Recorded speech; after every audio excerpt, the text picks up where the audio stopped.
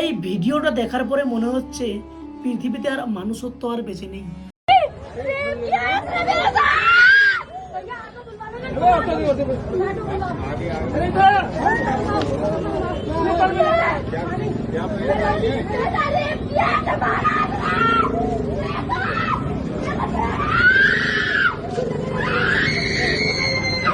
এই ঘটনাটি ঘটেছে উত্তরপ্রদেশের মথুরার।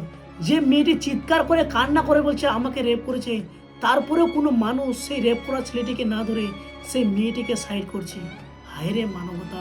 এদের মধ্যে কেউ জীবিত নেই, এরা সবাই জিন্দা লাশ হয়ে তামাশা দেখছে। যেখানে একটি মেয়ে চিৎকার করে কান্না করে বলছে আমাকে রেপ করেছে, তারপরেও কোনো মানুষের কোনো চিন্তা নেই। কি লাভ এই দেশে লক্ষ্মী পূজা করে? কি লাভ এই দেশে পার্বতী মায়ের পুজো করে? কি লাভ সরস্বতী মায়ের পুজো করে? কি লাভ গঙ্গা মায়ের পুজো করে? আমরা সবাই পুজো তো করি, কিন্তু বাস্তবে আমাদের দেশের মায়েদের আর মেয়েদের এইরকম ভালো অবস্থা।